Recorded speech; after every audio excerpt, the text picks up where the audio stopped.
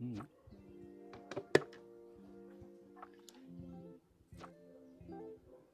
Wow, racing. Okay, so guys, welcome back sa channel natin sa Garahe Mo To. I'm not sure kung naririnig nyo ako. Gamit natin si Holyland yung wireless mic natin. And for today's video, quick review lang or quick unboxing lang natin tong AGV helmet natin, yung bago nating AGV helmet. Actually, this is our second AGV helmet after 5 years. Yung una kong AGV is yung K3SV.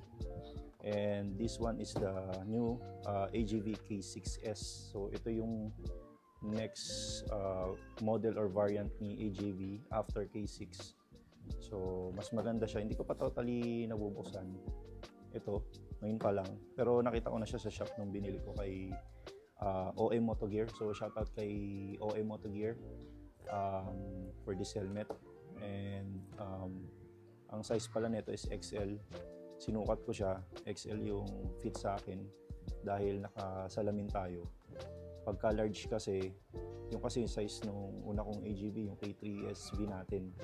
Kaya lang kasi mahirap, sa tingin ko mahirap pagka naka-large yung size dahil baka hindi mag-fit yung salamin. So mamaya papakita ko bakit ko nasabing ganun. So ito, quick unboxing lang natin. Pakita ko lang sa inyo ano yung laman. Okay, so what's inside? Ito.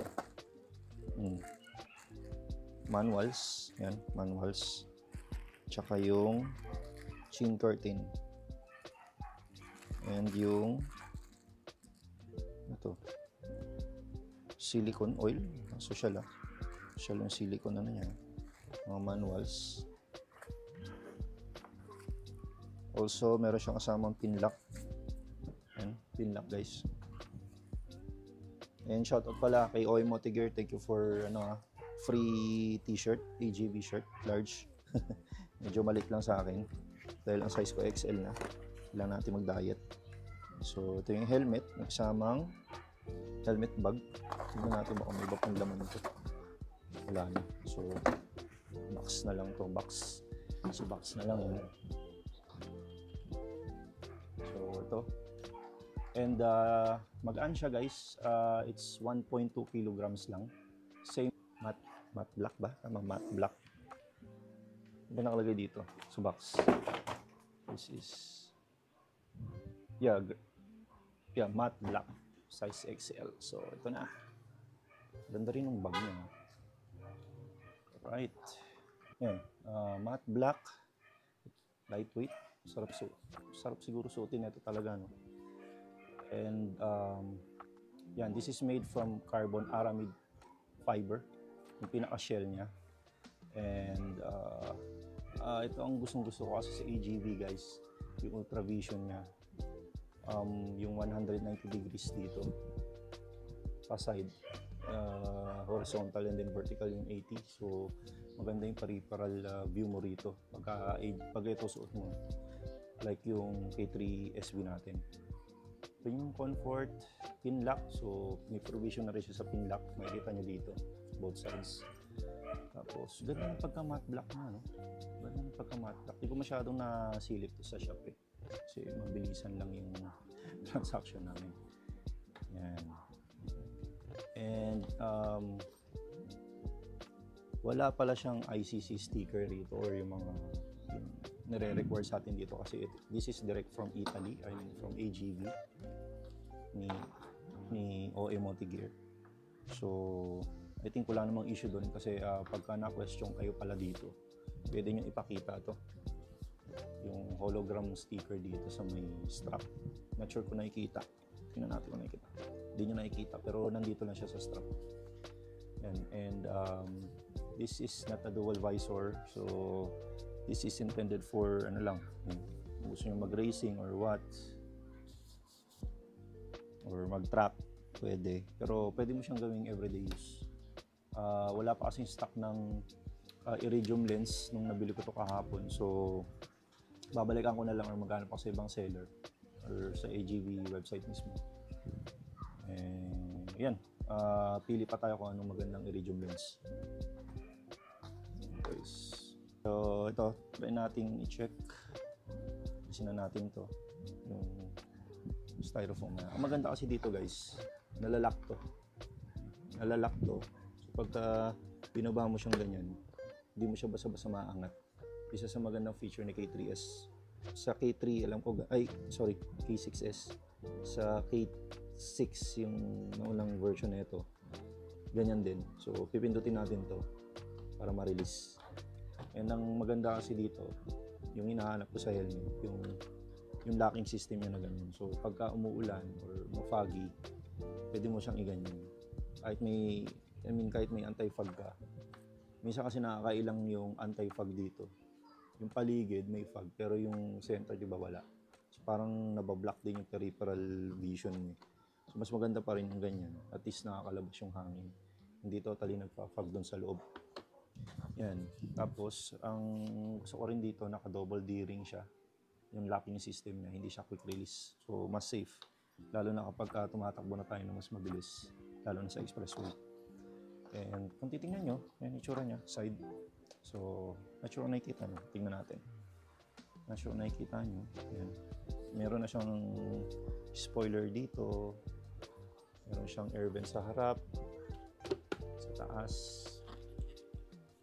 Yan. And maganda yung linings niya. Komportable. So, try natin sukatin guys. Pakita ko sa inyo paano yung fitting. Tsaka yung sa salamin pala. Yan. So, this is, ayan. Not sure kung nakikita nyo. Pero ayan yung sizing ng yung itsura ng helmet. Tanggalin na nga natin to. Pero tinanggal ko na to eh.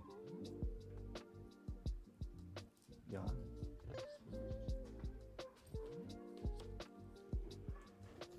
So, yan. So, yung itsura niya guys. Hindi nga lang siya dual visor. Pero naririnig nyo ako ng helmet ako.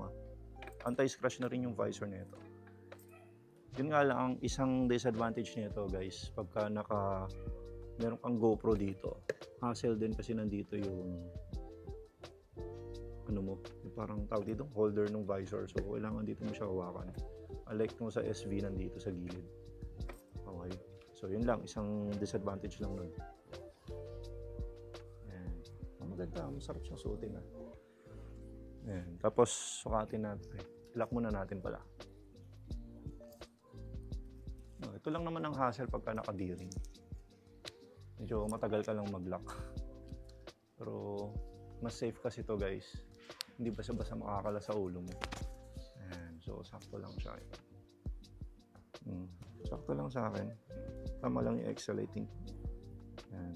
So tataka kayo, tumitingin ako sa relo kasi nakikita ko yung camera. Nakikita ko yung camera dito kung nakikita nyo ako or I mean kung nagre-recording siya hindi. So ito, susuot ko yung salamin. So mapapansin nyo wala siyang slot dito. Wala siyang slot. So kailangan isiksik mo talaga yung salamin mo kung nagsasalamin ka. Kasi medyo mataas na astigmatism natin kaya kailangan talaga natin magsalamin. So ayan. Both sides. Ganyan siya. Ayan. Tapos pag nakasalamin ganyan, okay naman siya. Yan, naiipit naman talaga siya. Lock natin konti, parang ang luwag. Yan. So, ganyan naman siya. Sinara mo, ganyan. So, hindi siya basta-basta angat. Kailangan mo siyang pindutin para lang may angat mo siya. So, yan. Ganyan siya. And, additionally, may provision na siya pang pang intercom. Pwede siyang salpakan ng intercom kasi may slot siya dito sa loob. May siya slot dito. May curtain naman siya.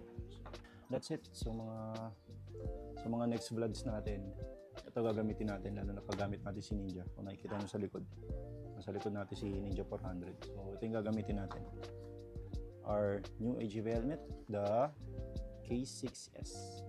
So yep, thank you guys for watching. That's a quick walk around lang.